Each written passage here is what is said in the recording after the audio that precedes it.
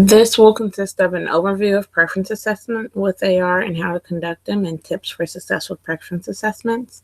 This PowerPoint was developed by Bethany Dearden, Tamara Hartfield, and Danny Wayne. So what is a preference assessment? A preference assessment refers to the attempt to determine the client's preferences for a certain stimuli based on indirect assessment and direct assessment. Oftentimes, it is hard to determine what is considered to be a preferred item or for some individuals, especially those with autism spectrum disorders or other developmental disabilities. Preference assessments evaluate the value of a variety of different items to determine what a person likes. Items that are identified are considered highly preferable items for that individual and can be used as a reinforcer to help increase desirable behavior. There are three types of preference assessments. There are interview, direct observation, and systematic assessment. Interviews are a quick and easy way to find out an individual's interests. You can interview the parents, friends, teacher, or even the individual themselves if they're able to communicate.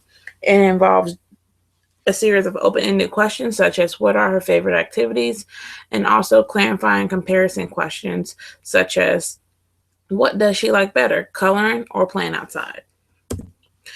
The info can also be gathered through the use of a survey where you would ask the respondent about the possible reinforcers and can include a ranking system to determine which reinforcers are most potent. The reinforcement assessment for individuals with severe disabilities, also known as RAISE, is an example of this. The interviews are fairly easy to conduct and relatively time efficient. However, the information may not be accurate or complete. As with all behavior, relying on recounting information from past experiences is typically less reliable than witnessing the behavior as it is happening. Secondly, we have direct observation, and this is where the individual is given free access to multiple items that he or she is expected to like. The researcher records how long the individual engages in each item. The longer the individual spends with the item, the stronger the preference for the item is, and the items can be ranked based on this information as well. Data should be collected for several days to promote accuracy and determine which item is truly the most preferred. It can be done in the individual's natural environment, such as the home or school. It's usually more accurate than interviews. However, it requires more time and effort than the interviews would require. Systematic assessment is our third method, and it involves methodically presenting items to an individual in a control setting to determine the preference. There are many different kinds of systematic preference assessment, and there are single item or successful choice, paired or forced choice, and multiple choices. The single item or successful choice is the fastest and simplest way. The items are presented individually, and you record data on how long the individual engages with each presented item.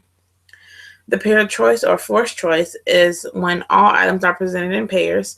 So each item must be presented with all other items in a random order.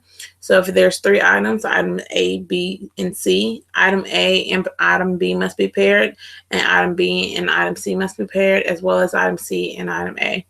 Individuals are asked to choose one from each round, and the item that is chosen the most frequently is considered the strongest reinforcer. Doing this method, it is more accurate than a single item, and it also requires more time than a single item. And considering this, when you get up to 10 reinforcers, that might make a difference in how much time it takes as well. Thirdly, we have multiple choices. It is an extension of the pair method. However, you need to have 3 or more items to choose from. And there's 2 variations of this method. One is with replacement and one is without replacement. Multiple choice with replacement is when an item is chosen, all other options are replaced in the next round. For example, if the individual is offered a book, a car, and a stuffed animal, and the individual chooses the car, in the next round, the individual is offered the car. However, the book and the stuffed animal are replaced with different options. And the multiple stimulus without replacement, when an item is chosen, it is removed from the next round, and only the remaining choices are presented. For example, if the individual again is offered a book, a car, and a stuffed animal, and the individual chooses the car, in the next round, the individual is offered only the book and the stuffed animal. It's the most accurate method for preference assessment, and it requires the most effort in the sense of there might be a lot of hang emotions for the conductor of the preference assessment, and so may require more response effort on that part. So how do we conduct the preference assessment? Before we begin, we should set up a data sheet and prepare the materials, meaning that any items that you will like to use as a reinforcer to determine its effectiveness. And then you would set up a chair and a table for the students. And prior to beginning the assessment, you will seat the student at the table and allow them to sample each stimulus. For a tour, show the student how it works. And then place the stimulus on the table. If the student approaches the stimulus, allow them 5 to 10 seconds to access it. For edibles, provide a small bite and then repeat this procedures with the next stimulus and so on. If the student does not approach the stimulus after 5 seconds, the therapist will prompt the student to sample the stimulus for 5 seconds. After sampling the item or consuming the edible, present the stimulus again for 5 seconds. If the student approaches, allow 5 to 10 seconds of access. If they do not approach, move on to the next stimulus. So for this, we will be using the multiple stimulus without replacement. And how to conduct this is that you will need at least 6 items to be included in each assessment, and you should assess edibles or tangibles in one assessment, but not both. You should collect the items that you are going to be assessed and list them on the data sheet, which will be shown later. The client should be seated in a chair positioned in front of a table, and the items will be placed on a large tray so that they can be removed from the table in between presentations. However, that is an option. Sequence the items randomly in a straight line on the tray about 5 inches apart and instruct the client to pick one. Immediately after selection, remove the remainder of the items to prevent multiple selections. Record the selected item on the data sheet by circling it. After the client has consumed the edible or had the tangible for 30 seconds, move on to the next trial. You will need to ask for the item back if it is a tangible. After one item is selected, it is not replaced. For example, after the first presentation of 6 items, only 5 will be presented next. If the student makes contact with more than one stimulus, give them the one they touch first. Prior to the next presentation, rotate the remaining items on the tray by taking the item on the left end and moving it to the right end, then shifting the other items so they are equally spaced again. Present the remaining items and repeat the procedure described above. Continue until all of the items are selected or until the client does not make a selection within 37 seconds of being told to pick one. In the latter case, end the session and record the remaining items as not selected. Here are the examples of items that can be used. There's toys, cookies, and gummy bear candies. Here is the example of the data sheet where you would list each of the items that you chose, and then you will circle whichever item is chosen. Record the stimulus selected during each trial. The target problem behavior, which is optional, you can record the frequency of problem behaviors as defined individually for each student while they have access to the stimulus selected. If the problem behavior occurred after blocking access to other stimulus, is something that you should note. You would input the data of the trials each stimulus was selected and the number of trials each stimulus was included in the array, and calculate the percentage of trials each stimulus was selected by dividing the number of times the stimulus was included in an array by the number of times it was selected. Examine the stability of preferences to determine whether it is necessary to repeat the procedure more than 3 times. Calculate an average percentage of times each stimulus was selected across administrations and sort the data in Excel so that the stimuli are sorted from higher to lower preference. This is the same method that could be used for multiple stimulus with replacement, but you would replace the item even after it is chosen. And that's the only difference. Jones and colleagues evaluated the facts of different access durations of preference assessment on a group of preschool age children, and the results were that highly preferred items were always on top of the list no matter how long or short the access duration was, and compared with short-term access duration, long-term access duration can provide more accurate preference bringing. Rush and colleagues proved that a paired choice preference assessment is effective on a 13-month-old baby with prenatal conditions. Also, Rowan and colleagues evaluated the effects of a brief stimulus preference assessment on 10 individuals with developmental disabilities and compared brief stimulus with paired stimulus preference assessment by doing 2 experiments. And results show that brief stimulus is better than paired stimulus preference assessment in time efficiency. Sassoni and colleagues conducted a pair stimulus preference assessment on 6 individuals with developmental disabilities, and they classified preferred items into different categories.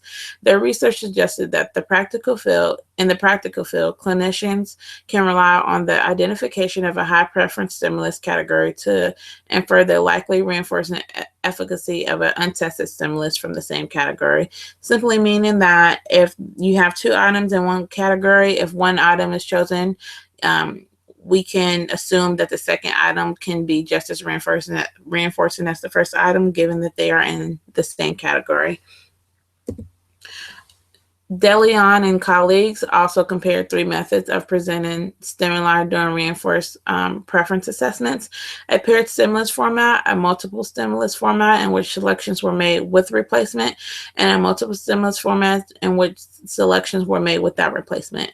And the outcome of their study was that the multiple stimulus procedure without replacement shared the same respective advantages of the other methods and was more accurate as well. As far as implementing in the school, you would this would be a very easy to do in the school environment when you have special education classes that have paraprofessionals, BCBAs, and teachers that are experienced at working with these children, and the teachers will be trained on the implementation process for an estimated of 3 hours, which allows for modeling and peer modeling and practice for each implementer and questions and discussions. And during this session, each of the implementers will be able to role play with one another on how to complete the preference assessment and get positive feedback from the BCBA. Also, school administrators will be invited to attend the training so that they can receive school back-end throughout the administration of the school. And also, teachers will then return to the classroom to conduct the preference assessments on the children in their classrooms. The items will be gathered from current classrooms as well as other classrooms within the school. The parents will also be notified of preference assessments and what they are as well. And also, the identified reinforcers will be used for positive support interventions. Here are some successful tips for using preference assessments. Preference assessments are a good way to determine what items are reinforcing for individuals both with and without developmental disabilities. So although we research them to be used with individuals with developmental disabilities, they're also a good way of finding out what are reinforcing for individuals who do not have developmental disabilities. Conducting a preference assessment is a proactive strategy of intervention, so be sure to follow the procedures correctly so that your reinforcers will actually be reinforcing. Remember to only use one type of stimulus category at a time. For example, tangibles or edibles, not both. Once the item is selected, move the rest of the items away. Do not replace the item once it has been chosen, and that is in reference to the multiple stimulus without replacement method of preference assessment. Also, as with any preference assessment, sometimes reinforcers use their value and sometimes they may need to be reassessed. So reinforcers may need to be reassessed to ensure that the identified reinforcers remain as such. In addition to this, there is a video on how to conduct a preference assessment that I would like to share.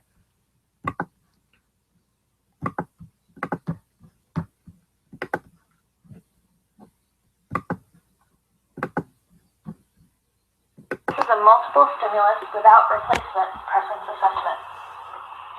I have some things here that you might like. I have graham crackers, pickles, cranberries, Girl Scout cookie, walnut, and cheese bits. All of my things are about the same size. Pick one.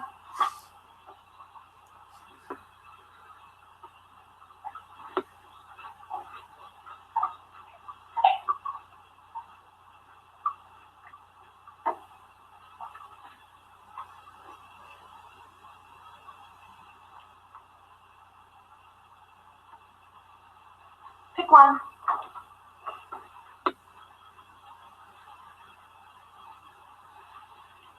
Pick one.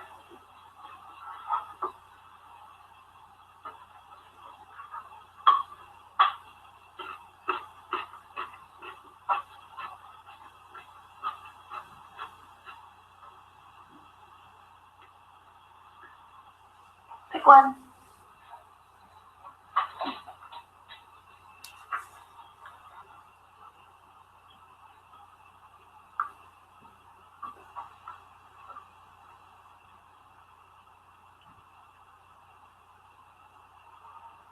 Pick one.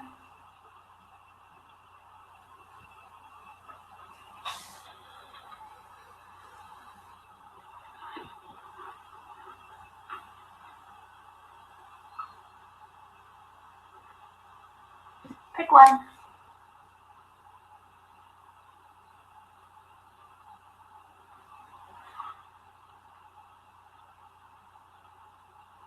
Because there is no selection, I'll represent the child. Pick one.